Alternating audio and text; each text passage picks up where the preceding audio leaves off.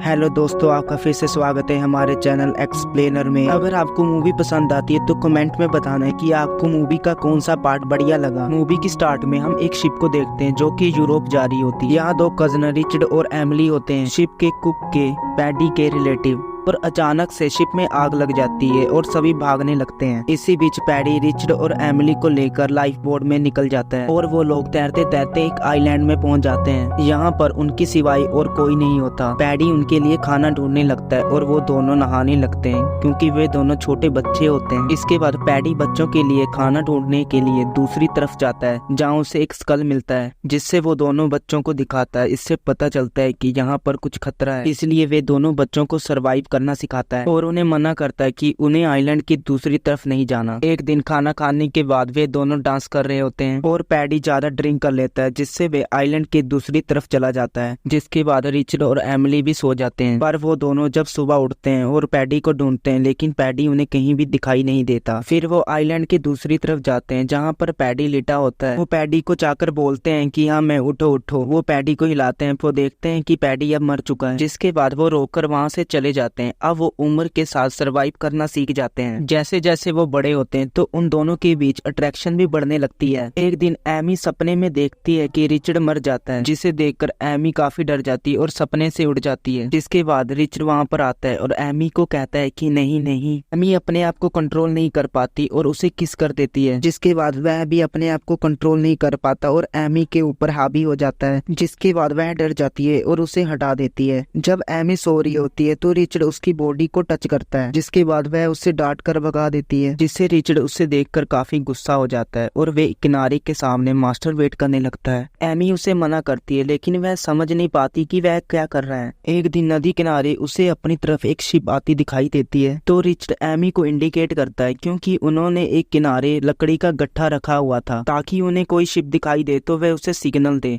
लकड़ी को आग जलाकर। पर एमी आग को जलाती नहीं है। वो एमी के पास आकर कहता है कि तुमने आग क्यों नहीं जलाई, हमारे पास सिर्फ एक ही शिप थी, कितने सालों के बाद एक शिप आई थी यहाँ पर, तुमने आग को क्यों नहीं जलाया। वो कहती है क्योंकि ये आइलैंड हमारा घर है इसलिए हमें इस घर को छोड़कर नहीं जाना चाहिए। जिससे रिचर्ड नाराज हो जाता है। वो कहता है कि तुम मेरे से बहुत कुछ छुपा रही हो, अगर मैं तुम्हारे साथ रहा तो मैं पागल हो जाऊंगा। तो एमी भी कहती है कि मुझे पता है कि तुम मुझसे क्या छुपा रहे हो, मुझे पता है कि तुम उस दिन पीछे क्या कर रहे थे, अगर मैं तुम्हारे डैड से मिलूंगी तो मैं एक दिन जरूर बताऊंगी। जिसके बाद वहाँ पर लड़ाई हो जाती है। जिसके बाद एमी उसके सिर पर कोकोनट फेंक के मारती है और रिचर्ड भी उसके थप्पड़ मार देता है। जिसके बाद रिचर्ड अपने घर जाता है और एमिली का सारा सामान बाहर फेंकने लगता है। वो कहता है कि तुम यहाँ से चले जाओ। जिसके बाद वे गेट का दरवाजा बंद कर देता है। जिसके बाद एमी छोटे मोटे झोपड़े में सो जाती है। कुछ दिनों के बाद एमी का पैर पॉइजनस फिश के ऊपर पड़ जाता है जिससे वह बीमार हो जाती है। इससे रिचर्ड काफी ज्यादा डर जाता है। एमी को आइलैंड के उस पार एक अलग सी चीज दिखाई देती है जिसे वह भगवान मानने लगती है। एमिली कहती है कि मुझे अपने भगवान के पास जाना है तो वो उसे उठाकर उस जगह पर ले जाता है जहाँ पर वो उसकी केयर करता है और बाद में वह ठीक हो जाती है। जिसके बाद वो दोनों सेक्स करते हैं और कुछ दिनों बाद एमी प्रेग्नेंट हो जाती है और उन्हें समझ नहीं आ रहा कि उसका पेट इतना फूल क्यों रहा है। और कुछ दिनों बाद एमी एक बच्चे को जन्म देती है जिसका नाम वे दोनों पैडी रखते हैं। अब वे दोनों दिन रात उसका ध्यान रखते हैं। एक दिन वो दोनों उसी आइलैंड में जाने का डिसाइड करते हैं और पैडी चुपके से जामुनी बेरी अपने पास रख लेता है और रिचर्ड खाना ढूंढने के लिए चला जाता है। एमी और पैडी बोट में होते हैं। बोट धीरे धीरे दूर जाने लगती है। पैडी से बोट के पैर पानी में गिर जाते हैं। एमी उसे उठाने की कोशिश करती है पर वह उठा नहीं पाती। रिचर्ड दौड़ते दौड़ते आता है और पैर को उठाकर बोट की ओर जाता है लेकिन उसकी तरफ एक शार्क आ जाती है और एनी उसे बचाने के लिए पैर से शार्क को मारती है और अब बोट आइलैंड से दूर जाने लगती है। वो दोनों बहुत कोशिश करते हैं पर बोट किनारे तक नहीं पहुंचती। अब वे दोनों के पास खाने के लिए और पानी पीने के लिए कुछ नहीं था। पैडी को बहुत भूख लग रही थी इसलिए वे जहरीले बेर खा लेता है और वे दोनों भी खा लेते हैं। जिसके बाद वह लेट जाते हैं। वे मरने ही वाले होते हैं तभी रिचर्ड के फादर वहाँ पर आ जाते हैं। वो देखते हैं कि वो